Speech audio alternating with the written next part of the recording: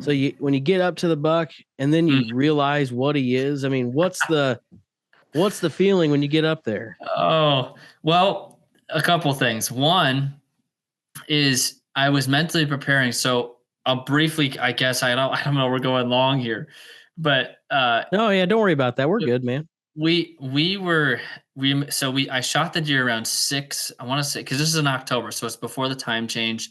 I think it was around 6:20 or 6:25 is when I shot the deer. And I waited till pitch black to get out of there. So I didn't get out of there. It's almost an hour after. I mean, I snuck out 100 yards the opposite direction, made a huge loop out of there.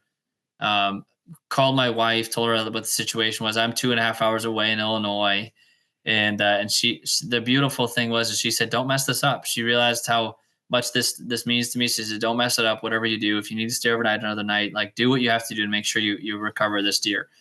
And so we backed out. We drove 40 minutes back to my parents' house, relaxed as much as we could, and then we drove back out. So by the time we went to recover the deer, it was almost 4 hours after the initial shot. And so I'm on the drive out. I'm mentally preparing myself for a potentially long night. I was trying to mentally prepare for the worst case scenario. Like, we're going to bump this deer. It's going to be pins and needles of blood because clotting's going to have happened at this point, and we're going to be hands and knees trying to track this deer down, or at least determine travel, and then back out till the morning.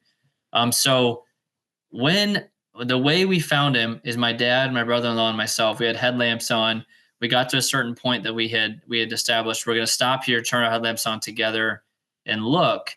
And when we did that, I was trying to kind of reference. I was not at the stand. I was closer to where I thought the deer had bedded, but not exactly. Probably within about 20 yards of where I thought he had bedded. And I looked back towards where the deer stand was, and I was like, okay, it should be directly this way. And I turned almost all the way, to my left, and I could see him laying on a log. So there was this huge sense of relief of like, oh my goodness, we are not tracking this deer until, who knows what time of the morning.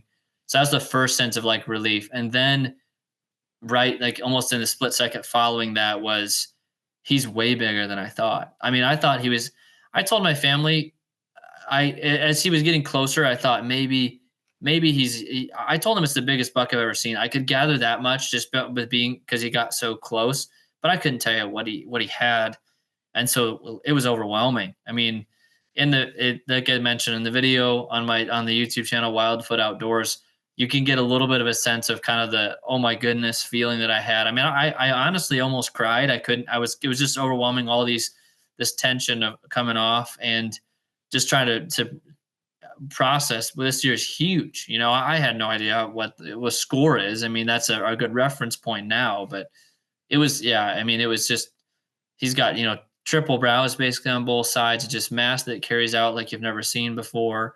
Got kickers, a sticker. He's just got all this junk going on. And he was huge in the body. I mean, he field dressed. We didn't weigh him, but we'd shot a buck. My dad did 3 years earlier, like similar in size, at field dressed like just shy of 230 pounds. So this deer is like pushing 300 pounds live weight. So it's just huge. I mean, it could just in disbelief and awe.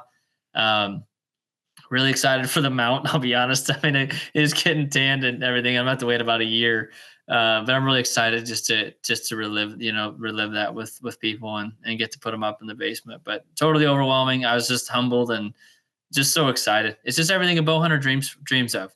I just feel lucky that I got a chance at a deer that I didn't know existed.